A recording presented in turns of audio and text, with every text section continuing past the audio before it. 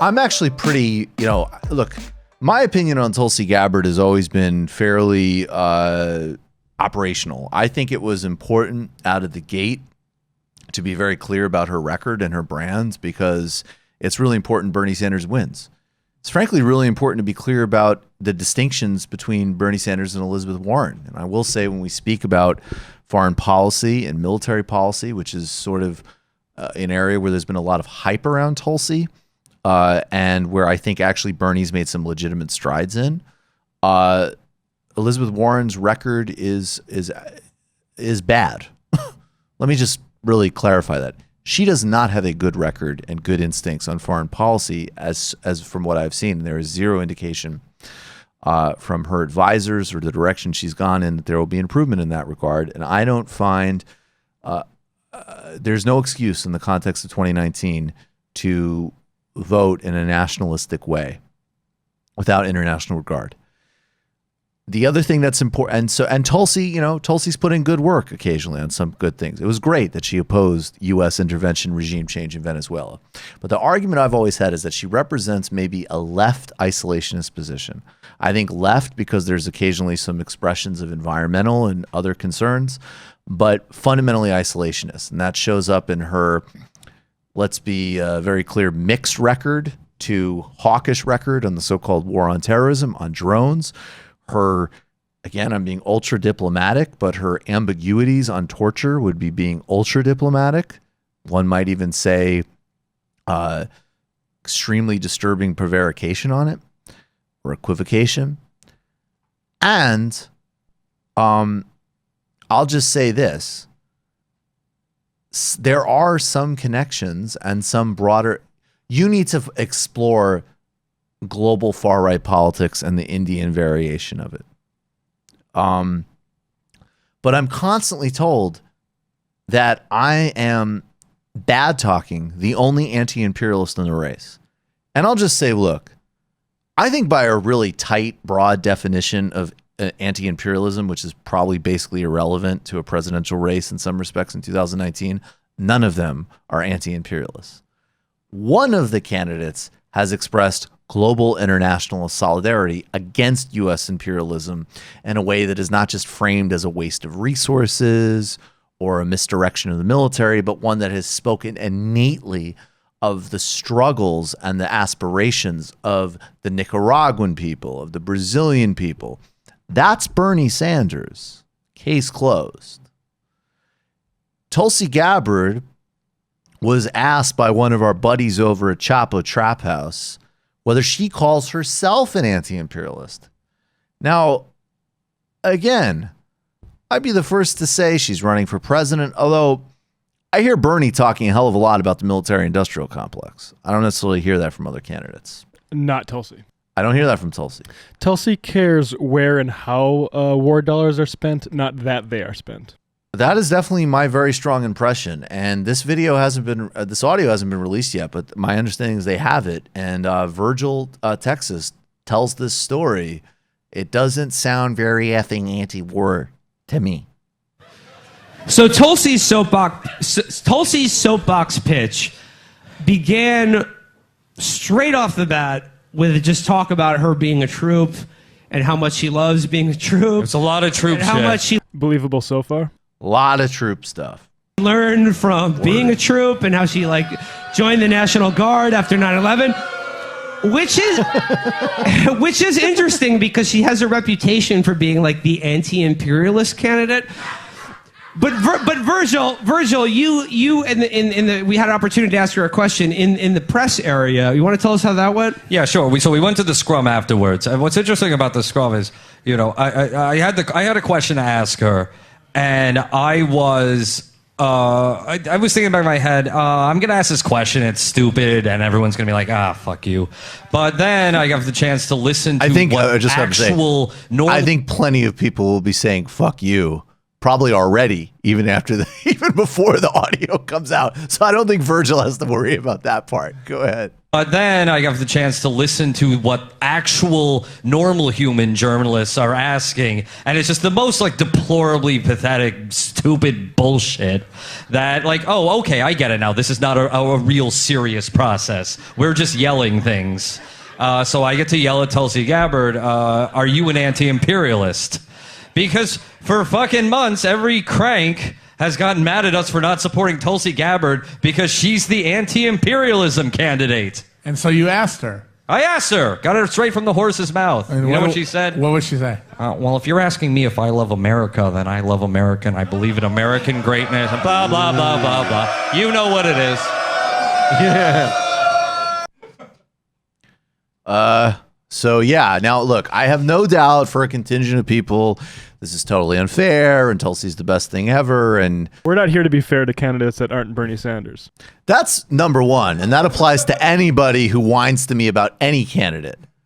And I want to be really clear. Like, I see people having yet another meltdown about Susan Sarandon, which is in the year of our Lord 2019. Why you are concerned about Susan Sarandon is awe-inspiring, and the fact that people with actual institutional power are freaking out about her is validating of just the Rome state of decay we're in.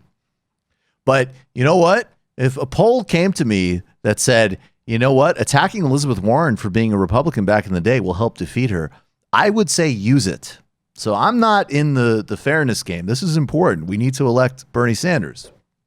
But this Tulsi Gabbard thing is fucking extraordinary. I mean, you have somebody, if you have progressive convictions, she voted against Syrian refugees. She has said that with regards to Modi, and I'm not going into anything else because I know Barack Obama was friendly with Modi, and I have two things to say about that. First of all, this is a bad one to use on me because I co-wrote a piece before anybody knew who the hell I was with Reza Aslan in some website that I think is defunct now, saying that Narendra Modi is going to be elected as the head of state of India, and that the Obama administration should like condemn. It was probably totally unrealistic. Okay, so I know what Obama did. I know that he co-wrote a piece with Modi, and I know that Barack Obama, as he did with pretty much every other area in the world, valued commerce over rights. I am aware of that. I'm also aware of he was the president, and that has different implications for how you conduct policy, rightly or wrongly, unfortunately. And I'm also aware that he just ignored some things, which he shouldn't have ignored, but they're harder to ignore when you're dealing with the head of state of one of the most important countries in the world and one of the most powerful emerging economies. When people who defend Tulsi, and this is before we even get to Kashmir, which I haven't heard anything about. So tabling the fact that this government has torn up the Indian constitution to even further militarize Kashmir. Go back to the mass killings in Gujarat that took place in 2002 when Modi was the head of Gujarat state. Now, the most conservative, modest, credible international assessment is he basically did almost nothing to stop a killing spree of thousands of people in the span of about 48 hours. And we're talking, look, I don't want to do a lot of this, but every type of human atrocity imaginable was happening in Gujarat. There were people close to him that got actual charges. So, and the answer from Tulsi stands is like basically like there was internal like Indian processes that cleared Modi. Look, okay, if that's the new standard, then I don't think you should be bitching about anything. I think the Israelis conduct the occupation beautifully. They clearly don't violate human rights. I have no doubt that there was no problems in Sudan. I think MBS you're giving an unfair rap to, and clearly the Obama administration was totally honest about the drone program.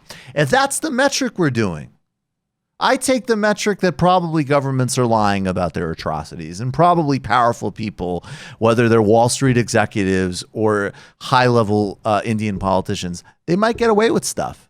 And there's nothing in Narendra Modi's record to contradict the idea that he's anything other than a ultra far right identitarian. And that has not been clearly spelled out. And that is not, and when you say it's Hindu phobia, first of all, I am very Hindu curious in my spirituality, to be honest. And secondly, this is the same shit. This is the like, no, I want Jews in Congress. I don't want Jews that support Likud. Get the fuck out of here. Stop it. Stop embarrassing yourselves. She's got very eccentric politics, to put it diplomatically. Sometimes they're very good. Sometimes they line up. Sometimes they're terrible. And she's gotten nowhere off of the ground. And you have an actual option. So get out of people's mentions, grow the fuck up, and read The Clash Within by Martha Nussbaum. It's actually a good book about the BJP and the RSS. Yeah, stop talking about foreign policy. Please, please go talk to a member of the Indian Communist Party about what they think about the equivocating of Modi. Get the fuck out of here. No, it's like seriously, it's like anti-imperialism is about a relationship between the state and financial interests trying to dominate the rest of the world. Right. It's not about a kind of, really fixated political opinion about, I don't want to spend too much money on a military budget, which is absolutely true. It's we spend very too much money on a military to budget. kill a lot of people. Yeah, but it's like Yes. the real factor that you should be focusing on is that should the United States be conducting itself as an empire around the world and forcing other countries and other people to our will? No, that's the end of the story, right? So this kind of nonsense, and when it becomes very clear that your anti-imperialism ends very quickly when it comes to other countries, atrocities or violence, or very specifically when you're able to target Muslims, right? Which I know they're going to get in trouble for. I'm sorry. And by the way, I noticed every time when I said that Tulsi, because I was very disturbed by her voting for the Zero Tolerance for Terror Act, which would allow Congress to, actually, this is on Iran, but I was thinking of the Syrian refugee bill. But Tulsi also voted for the Zero Tolerance for Terror Act, which would allow Congress to impose sanctions if the Iranian government commits an act of terror, provides support for terrorist organizations, violates international law by acquiring ballistic missile technology. This would be a poison pill in the Iran agreement. Yeah, like I hear a lot, because I bash Tulsi a lot on Twitter, Right. that she's reversed herself on the Iran stuff, and her rhetoric's gotten better because she realizes that being to the right of Obama on Iran is hard for her foreign policy credentials with like idiots, basically. But the two pieces of legislation she posts on there are both like Iran hawk legislation. So. I mean, She that's went imperialism. to go see, and that is precise. That is the definition of imperialism, precisely. And she went to, and symbolically, Benjamin Netanyahu was invited by Republicans to come to the United States to destroy the greatest act of peacemaking in modern diplomacy, the Iran deal. Democrats, including total fucking nothings like Tim Kaine, boycotted it. Tulsi Gabbard wanted to hear what Bibi had to say. Grow up. Or honestly, have the integrity to say, I think she's kind of cool. I like the surfing pictures. It's cool that she, and then look, I'll even stay away from making fun of the fans. This is her with Dana Rohrabacher and General al-Sisi. And I just want to say with regards to Egypt, which I actually feel really remiss in how little we've covered it. President Morsi died a couple of weeks ago. Now, the Muslim Brotherhood is fundamentally antithetical to my politics. Religious conservative market-oriented politics is, to say the least, not my politics. But he was elected in probably in the only democratic elections in Egypt. He won. He ended up getting deposed. There's many other dynamics, but he got deposed in a coup by General al-Sisi, who has been extraordinary. I mean, you have Egyptian courts sentencing masses of people to death in like one a pop in one trial. This is Dana Rohrabacher, who's such a lunatic, he finally lost his seat in Congress, with Tulsi hanging out with General al-Sisi. And this is, by the way, the real thing. I'll stop in a second, but this is the real thing with the Assad meeting. The people, because so many mainstream media outlets are so dumb and so war-driven, they do attack her for this simple act of meeting with Assad. And that is ridiculous. congressman, I forget his name. There was a congressman from Washington who went to meet with Saddam Hussein to try to avoid the invasion of Iraq. And that was an act of heroism that he was vilified for in the right-wing press. The questions around Tulsi going to meet Assad are well, there were some questions about who funded the trip, and frankly, I know less about that.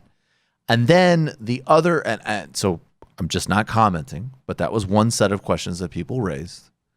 And then the other question was, is she here for diplomacy to avert war, in which case you meet with everybody as you should? That's totally appropriate and correct of her. Or is she simply absorbing and restating Assad's version of this war? And Assad's version that he orchestrated from the very beginning, including letting out al-Qaeda fighters from prison.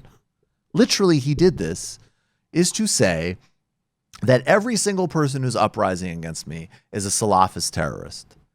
And there is a through line there. Assad, Sisi, voting for a anti-refugee bill. What the Iran rhetoric, the previous serious closeness to Israel. And in fact, if you follow a pattern, and I know this triggers people, there's a lot of symmetry between the Modi government and the Netanyahu government. You can call it a lot of things, and I'm sure many people will who will have meltdowns about this video. But I would hope any sentient human can at least agree that it is not anti-imperialist. You've just watched a Michael Brooks show video, and you can watch all of our full main live shows every Tuesday night at around 7 p.m. Eastern Time, and subscribe to get all of the clips you want. We're covering the globe. We're focusing on international relations, the intellectual dark web. We're having fun. We're doing deep dives with a lot of amazing guests. Of course, become a patron for the whole thing at patreon.com/TMBS, or subscribe to this YouTube channel and help us keep growing and get that content out there. Subscribe below.